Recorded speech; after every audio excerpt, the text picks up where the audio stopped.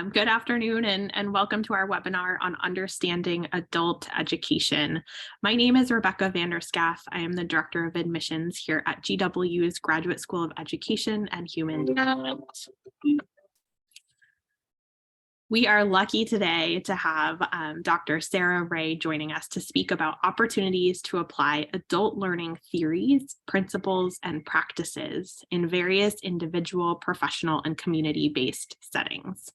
Dr. Ray is an assistant professor of human and organizational learning. After Dr. Ray's talk, we'll invite you to stay for a short Q&A. As she presents, if you think of questions you'd like to ask, please go ahead and type those into our chat box.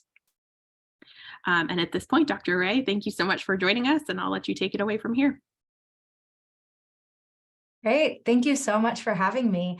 And thank you for that wonderful introduction. I'm really pleased to be here and get to talk with you about one of my favorite subjects and also the course that I teach, Adult Learning Theory. My field is adult education, and I have a PhD in educational human resource development with a specialization in adult education. And the way that I engage in that work scholarly is through community-based education or adult education research around sociocultural learning, particularly with looking at queer entrepreneurial groups and people who leave traditional forms of employment to start their own businesses in various other community-based settings, and the learning that occurs through that. So when we talk about these things today, I'm going to be engaging you in what we would be doing as a little taste, a little sample, if you will, of the classroom setting of how you would engage in this class if you were a student in this program. So I always like to think of our learning environments as a little bit of an incubator of trying out new ideas, of taking some risks, of playing with different ideas and challenging ourselves in these learning environments. So welcome to class. Today in this session, we will be talking about a few things, including our introductions. While we won't have an opportunity to really get to know each other today, I want you to think about who you are and also have an opportunity to share that if you'd like to in the chat. And we'll come back to that in the Q&A and thinking about who you are and why you came to this class. And then we're going to do some big picture talking about adult education concepts. There are some things that probably are pretty familiar to you in your own work and your own practice, or the work you're wanting to do. So I want you to think about it throughout this whole session of how this applies to your own work and your own life and interests as well. And then we're going to leave with some reflections, some things for you to think about upon leaving this session as they relate to your own work as well. So as we do in our program, I particularly teach in the Organizational Leadership and Learning Master's Program. Everything we do, we think about ourselves as scholarly practitioners, thinking about our practice as well as engaging in the research that informs our practice. If you will, think about it as pulling the curtain back to see the behind the scenes working of the things that we do in practice, giving an in-depth look into understanding that and being able to apply that as well. So to get to know each other, in a setting where we are all remote and doing different things, I want you to think about who you are and why you're here today. If you have a piece of paper handy, feel free to jot that down. If you'd like to write that in the comments, again, Rebecca will be giving a space for us to do a Q&A later, and we can re-engage with some of those things that you share. And then think about a learning environment. What is your ideal learning environment and what makes it ideal? And this can be from any time in your life. Anytime when you've been sitting in something where you went to intentionally learn something, what was that environment and what made it ideal for you?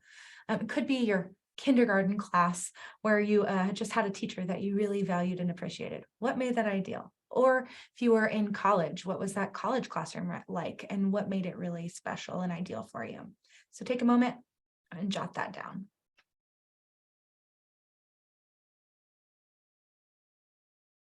Next, I invite you to think about what you're most looking forward to in this session. Something brought you here today, right? Who you are and why you're here today, but what are you most looking forward to? And think about that. And also biggest anxiety about being in this session. And it could be that you're thinking about going into a graduate program. That is something that can create a lot of stress or anxieties for ourselves, but also it can be an opportunity, something we're really looking forward to. So think about those things for yourself. What is the thing that you're most looking forward to from this session and the thing that's your biggest anxiety? And again, as you're making these notes, if something pops up that you want to make sure we come back to, feel free to plug that into the Q&A with Rebecca.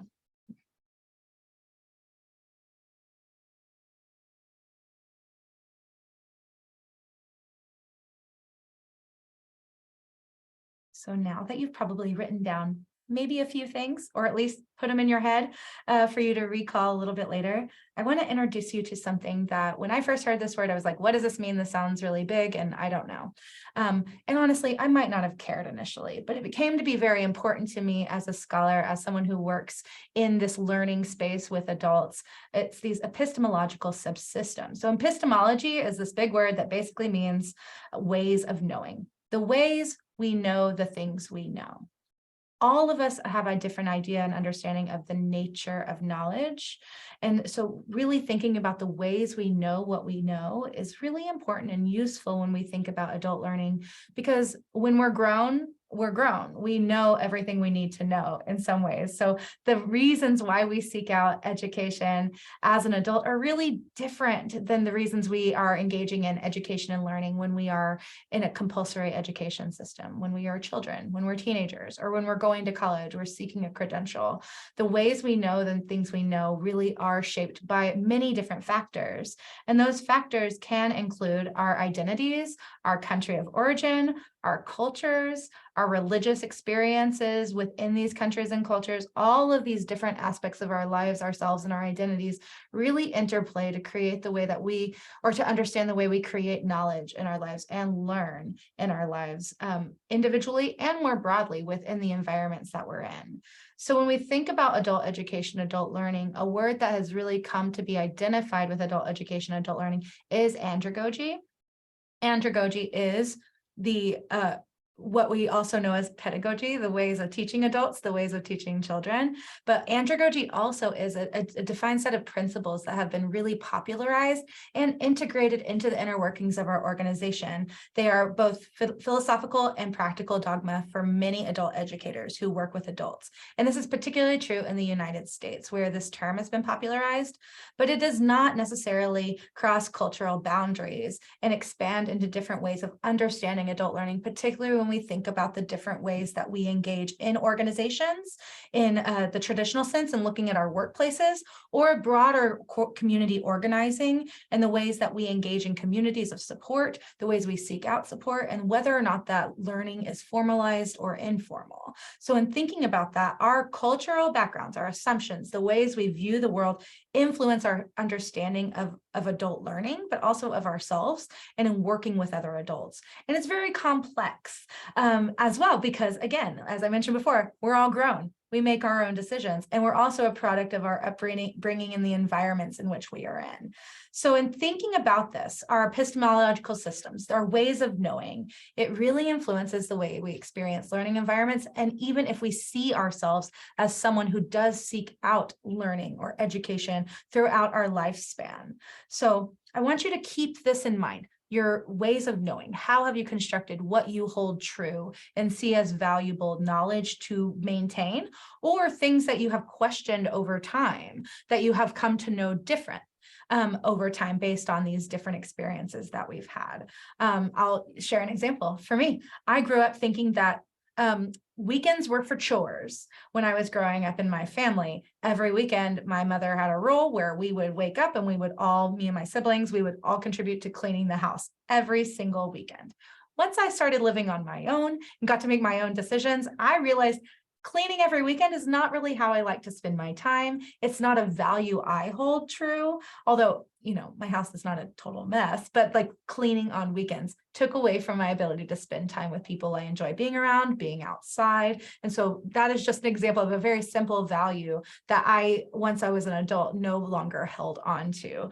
Weekends are no longer for chores for me, the way that they were when I was a child. So sometimes when we think about lifespan learning, the things that we come to no longer hold true can be really simple in those terms, but they also can be connected to more of our mental framework around our religious beliefs, our gender identity, our sexual orientation. Learning about ourselves is also integrated into that framework of our epistemological systems. So in thinking about that, I want you to, again, answer a few more questions. Think through these questions with me. What is something that you've learned in the past year as an adult?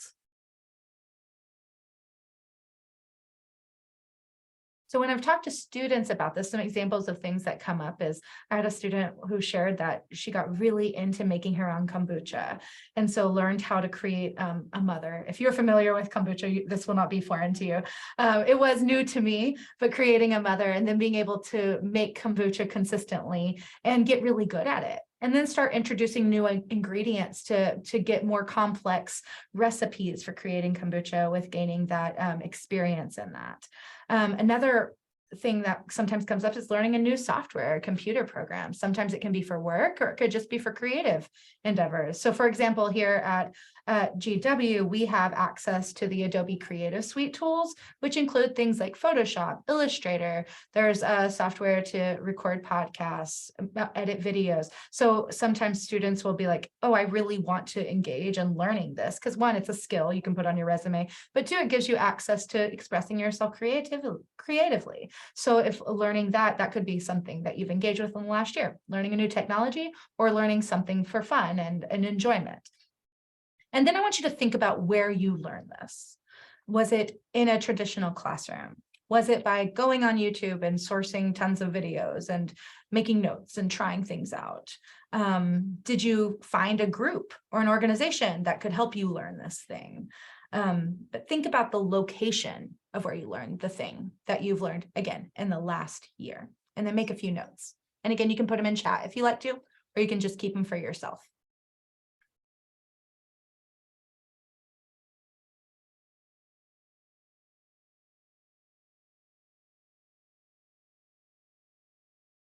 So in thinking about the things that we've learned recently as adults and the location of those things that we've learned, I want to identify some of these things or help us situate the things that we've learned in the past year and beyond into these different places where adults learn. There are adult learning settings integrated into our daily life that oftentimes we just engage with in and out fluidly without labeling them. And in many ways, adult education, adult learning is anywhere, everywhere, and everything. And oftentimes we are already engaging as adult educators and adult learners just without the context or understanding of formalizing what we are doing or being able to label it. And this is interdisciplinary across all industries and in a variety of different work settings too. Even if you don't have a formal leadership role, or you're working in a new job in an intern, or you're doing something you don't particularly enjoy, but you still find yourself having to navigate these different environments, we all engage as educators and learners at different places in our lives. And the locations can look similar to the things I'm going to talk about here, but they can be formal, non-formal, informal, or self-directed, and they can be online or in person, or a little bit of both. We see online learning being integrated more and more, and some people and places do it really well, and some don't, or are more resistant to that. We feel that, we see that, we experience that tension in our daily lives.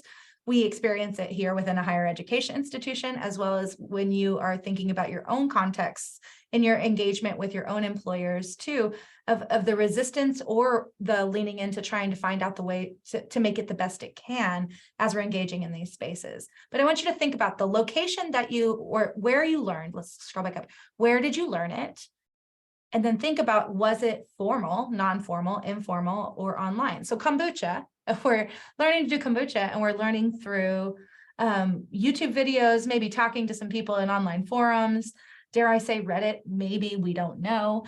I'm sure there is a kombucha Reddit thread, but we think about that. It was online, but it was also probably pretty self-directed, right?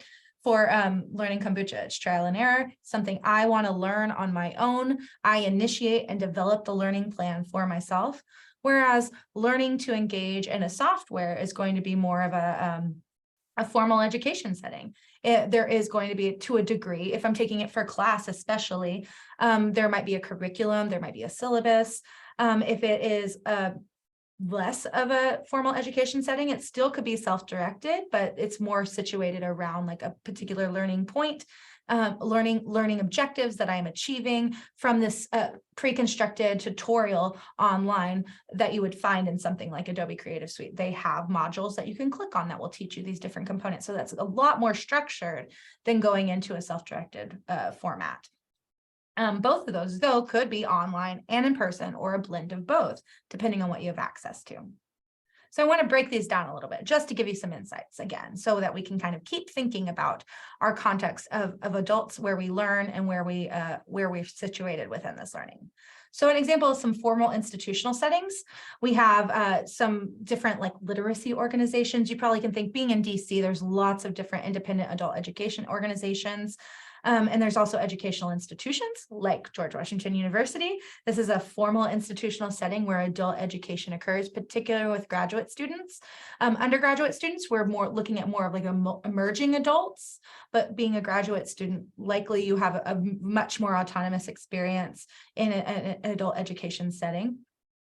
And then you'll have different types of quasi-educational organizations, so libraries, museums, service clubs. We also have programs in GSEHD that will also help someone who's really interested in getting into like museum education or these types of things. Those are also spaces of adult education.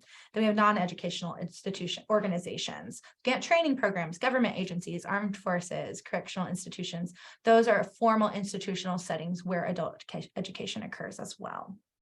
And then moving into those non-formal settings, quickly think about, okay, what are some of these formal institutional settings that I've been part of, currently am part of, or have interest in being part of?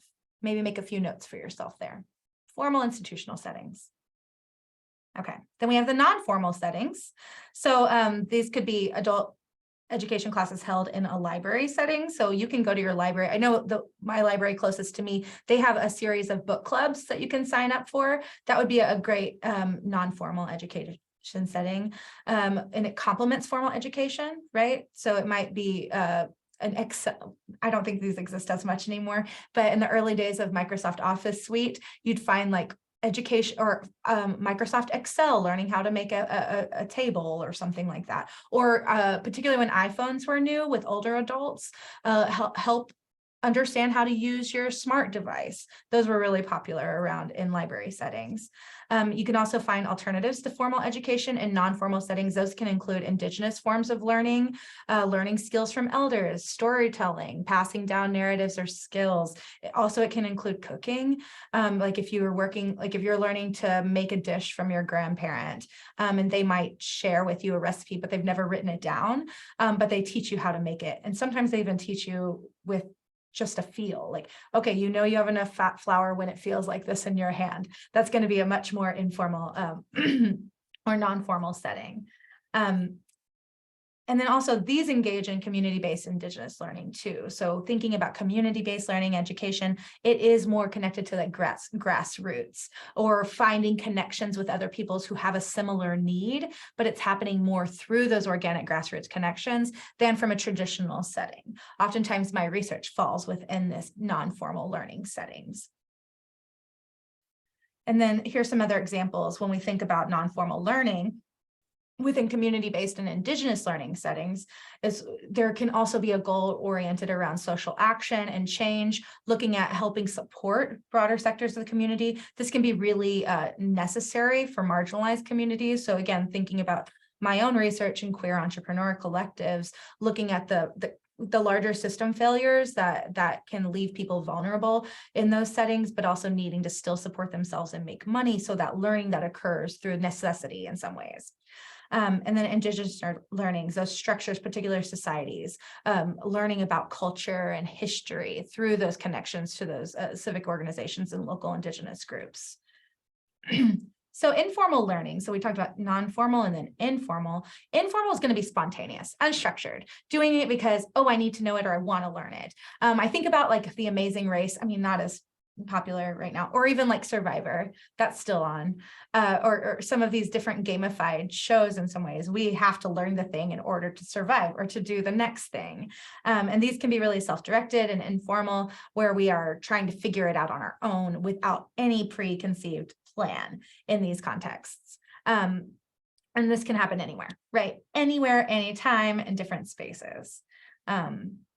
And then finally, like thinking about how all these different learnings kind of intersect with how we engage in work, because learning is bigger than work and learning is bigger than these formal educational institutions. But oftentimes most of our life is really taken it by our efforts to make money for ourselves, and also just the pervasiveness of hustle culture in our society that's really connected to these broader capitalistic ideas that are also necessary for survival in many ways, right? If we don't have enough money to survive, we are really challenged to navigate a broader social system that is not necessarily, thinking back to how we've constructed knowledge, not always really able to understand or support us based on identity, culture, belief systems, all the ways that we experience life, particularly depending on the different identities we hold within the broader social context. So when we think about organizational learning and learning organizations, this is something that exists within traditional workplaces, traditional organizations, in an effort to keep up with the market in many ways, or to help individuals within an organization so that the organization can continue to adapt to a changing environment. So it's still focused on the people within the environment, within the organization, but within the organization, within the larger environmental context. Because we know if organizations do not change or adapt or stay flexible in some ways, they likely will not survive. Think Blockbuster, if we're thinking about organizations within our context and culture that haven't made it over time. Think Polaroid, think companies that have had a really heavy presence, but because of the adaptation technology or different broader environmental changes and a lack of ability to change along with it in the same way, they've had to either shift their model or disappear too. So thinking about the individuals within those organizational ecosystems as contributing to that organizational learning. And it's like what people do versus what they say they do in basis for practice. So a lot of that is organizational structure, organizational change, which are learning as adults. Learning as adults within these organizational contexts can make a big difference. And then learning organizations are the types of organizations and the people within those organizations to see themselves as having agency to help influence the organization. And this is a struggle, right? We see a lot of conflict in organizations right now. You might even feel it when you are working in a context. I always say to students, if you ever feel tension or conflict, it's because it's there by design, right? The effort for an organization to try and say, this is who you have to be in order to fit into this model. And if you feel that tension, it's because you might not fit into that model or in being forced or asked to do that. Oftentimes people with marginalized aspects to their identities, or for myself as a queer person, being in these spaces, you might feel that tension, and that tension is there by design. So thinking about this within the whole picture as being a part of a broader ecosystem is that systems thinking that oftentimes is that integration of these different things happening at multiple, like at the same time in different ways and impacting us in different ways as well. So I want us to think about these things within the learning organization. If we are engaging in learning organizations, arguably there's probably not a ton of organizations that truly are learning organizations. But there's certain things you need to create a learning organization that includes continuous learning opportunities, inquiry, dialogue, collaboration, collective vision, and collect the organization to its broader environment, right? And so if you think about your organization currently, you can think about mine as an employee at George Washington University. How does it do these things? Does it do these things? Is it good at doing these things? Is an interesting question to think about if you are trying to create a learning organization. So as we're kind of coming to a point where I've just thrown a ton of information at you, I want you to think about it, situate yourself in this dialogue and what we're talking about. I also want us to think more beyond ourselves as a worker, as a learner, as an educator within the context of these structured environments, to also see ourselves as lifelong learners within potentially a learning society. Learning society is bigger environmental, and lifelong learner as an individual within that organization or within the broader context of our lived experiences. But lifelong education at its core is humanistic. We are valuable as humans, and we learn throughout our lifespan, regardless of whether or not we're learning for work.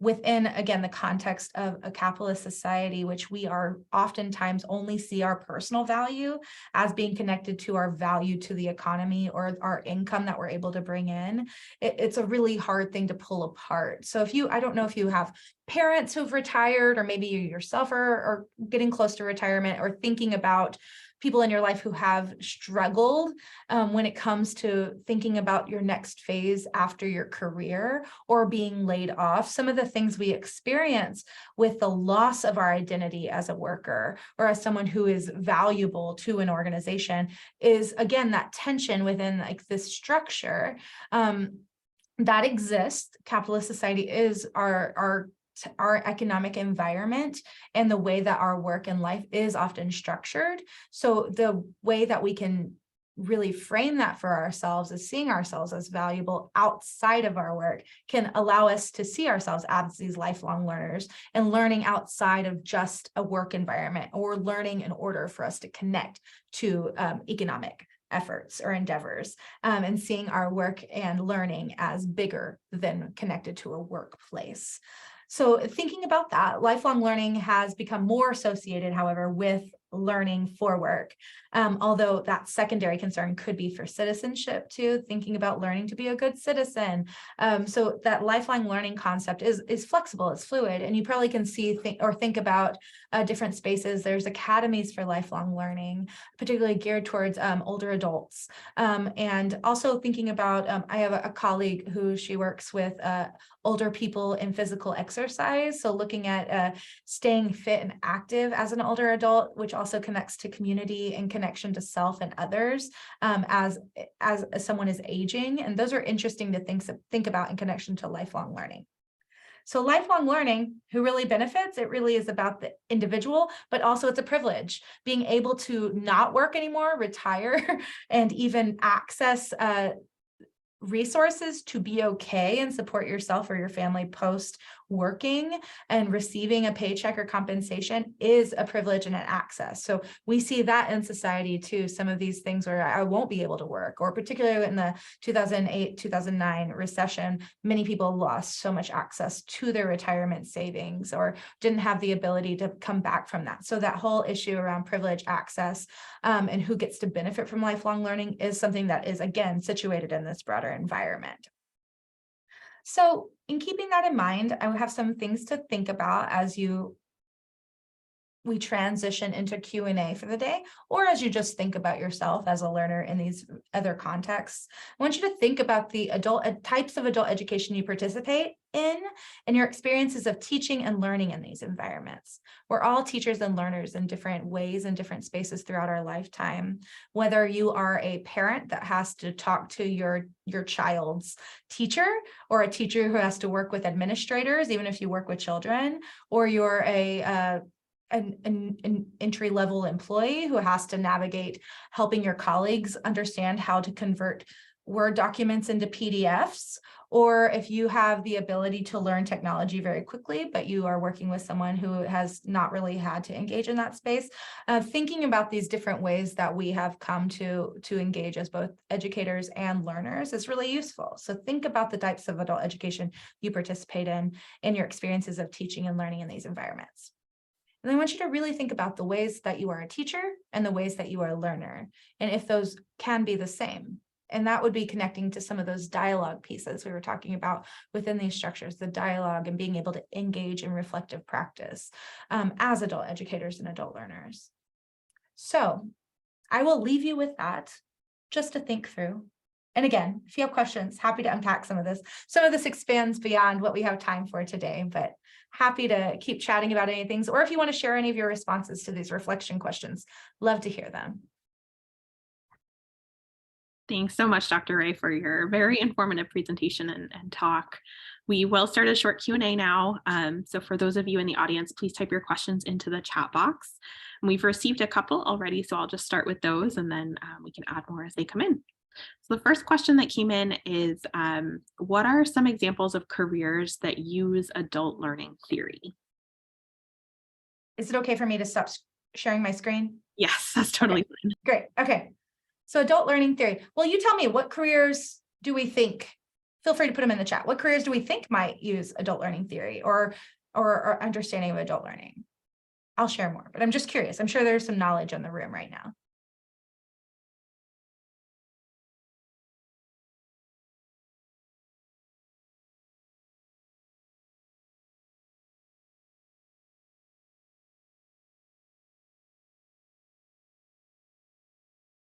Or I'm happy to just jump in. Maybe that's easier, unless anything came through, Rebecca. Or Rebecca, do you engage in any adult education, would you say? Probably every day. Every day? Probably every day. Always Every learning day. something new. Right. So as a learner and probably as an educator too, you manage a team of people, right? You're having to like engage in helping other people understand things as well as asking questions to learn about others. Yeah. So I would say anytime we're engaging in these types of learning environments, we're using different types of strategies. So motivational learning theories, or engaging in understanding how to help motivate people to learn something new is something that we might engage in. Adult learning theories also underpin some of the different types of training and development programs. If you're engaged in any type of training and development work or organizational development work, oftentimes when we receive a curriculum or we have initiatives or a framework we're working in, the underpinnings of those curriculum or those strategies, those activities are all grounded in some type of adult learning theoretical perspective. So for example, diversity, equity, and inclusion trainings, which have become very popularized, you will find them everywhere. And every training and development firm, consulting organization is trying to get into that market. You will find those who engage in a variety of different theoretical foundational perspectives in the development of their training. For example, if you are engaging in a training that is really looking at the problems of society or pointing out these different dynamics and interpersonal dynamics, or looking at microaggressions and biases, we're looking at some different socio-cultural, critical race theoretical perspectives, any type of critical theoretical work where we are problematizing, looking at issues, and then trying to rectify or reconcile or engage in dialogue. There's grounding there. We also look at a critical reflective practice. If we're doing any type of work around engaging in community-based scholarly work, service learning, community engagement, we're connecting to some of the more foundational transformative learning perspectives grounded in Paulo Freire's work around liberatory education, liberatory pedagogy, how to help people move out of just receiving knowledge directly into constructing and understanding our own environments and selves within these broader social systems. They help us engage in critical questioning, questioning of knowledge and who says what is to be known, who says what is right in society, or which can push back against that status quo. We see that really popularized in activism type work as well. When we look at traditional forms of employee learning in organizations, or learning to achieve a skill or for safety and compliance, oftentimes we see the andragogical principles that were popularized by Malcolm Knowles being put into practice around looking at the ways that we engage in these spaces. So when we think about the ways that we use and engage in adult learning theory, that's really useful when we're thinking about the things that are presented to us as trainings. They're also very useful to us when we're thinking about our own practice, our own philosophical beliefs and values. What are my beliefs and values and my philosophy as an adult in these environments? And how does that influence how I engage and act and behave? And those underpinnings are often very closely tied to a theoretical perspective and belief system. So I want us to think about that more broadly of all the work that we do. If it is all adult education in some way, shape, or form, it is all influenced by a perspective or a philosophy or a theoretical understanding of an environment that can be tested in some ways. So I would say everything, but also it probably depends, right? It depends on your context and the work that you're trying to do. So yeah, I think about your context and how much of your work currently is informed by theory to practice, or if you were asked to really dive deep into why you designed a program certain way, could you connect it back to a theoretical perspective or understanding?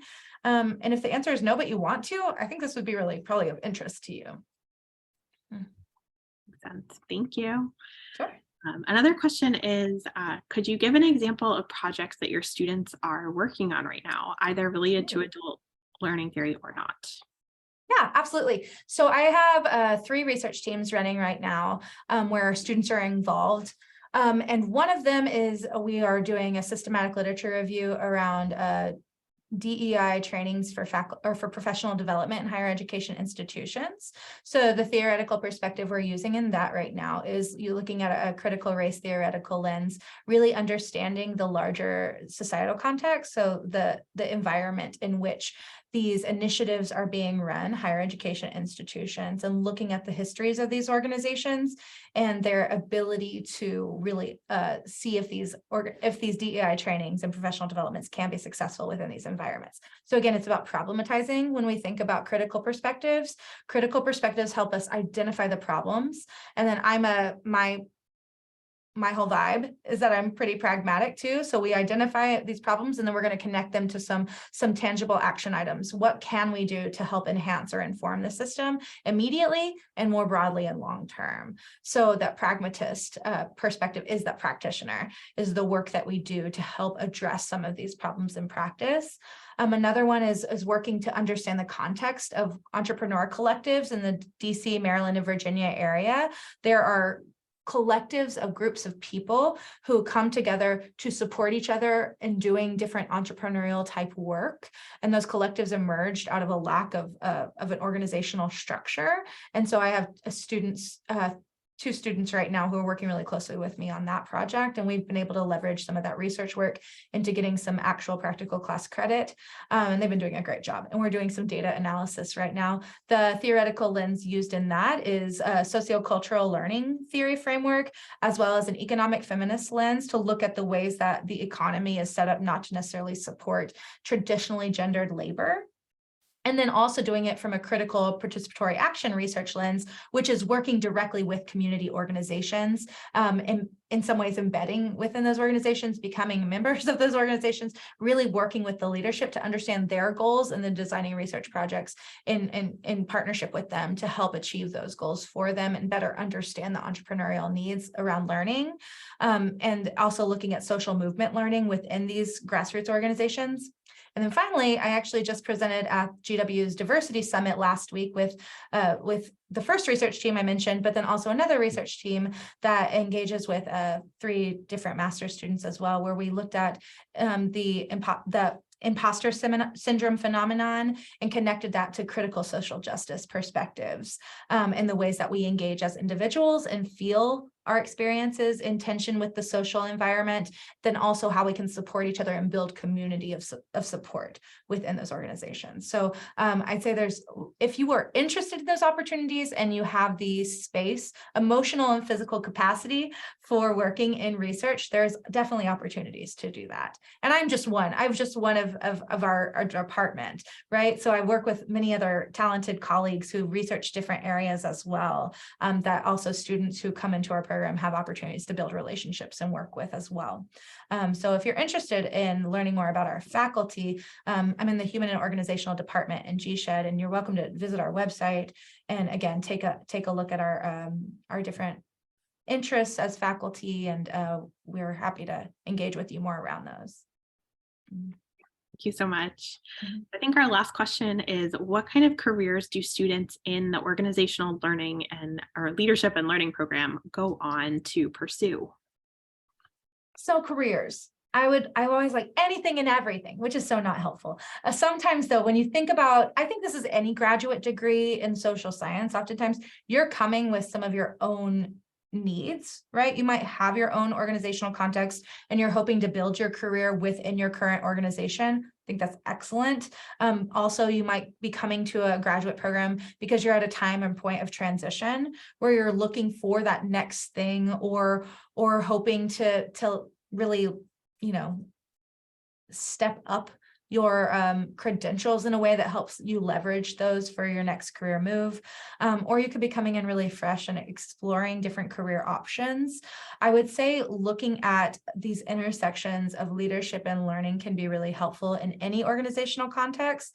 Leadership is a skill that is applied in a variety of different spaces. So I know students in my classes have come from K-12 education or administration backgrounds, but they're not necessarily wanting to go into an educational administration program because they want the space to not necessarily stay in education.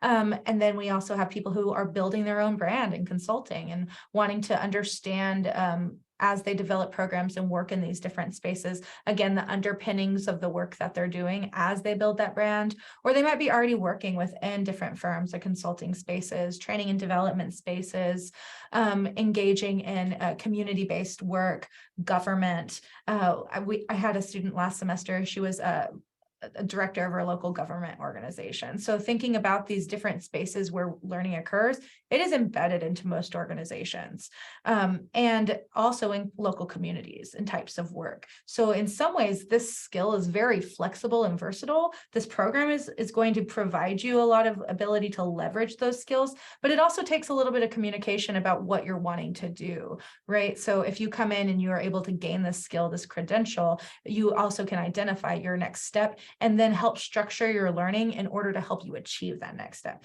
So it really helps you to be able to think about what you're wanting to get out of this program as you come into it. And it could shift and change, but thinking about it as helping you achieve that next goal. And if you don't have that next goal, that can be a really nice thing to just start thinking about. What will getting a master's degree, period, in any program help you achieve? And then what will this program specifically help you achieve? And some of the things that this program can help you specifically achieve will be related to expanding your understanding of organizational context, helping leverage some of those skills around organizational learning, navigating leadership in these different spaces, and some of those other skills around training and development as well. And also doing it from a very humanistic perspective and lens, which is not common to programs outside of fields of education. You find things that you might have an elective that's a little bit more humanistically focused, like in a business school, but the bottom line sometimes can be more of a focus in a traditional business program. This isn't always the case, but just overgeneralization here. Whereas in our program, we are focused a little bit more on that humanistic educational perspective. Awesome. Thank you very much. And also to our audience for your attention on this critical topic as well. If you are interested in learning more about the training that our school offers leaders, counselors, teachers, administrators, and more, please reach out to our admission office for more information. And we hope to see you join us at future events as well. You can find those in the admission events section of our website. Thanks again for joining, everyone, and have a wonderful day.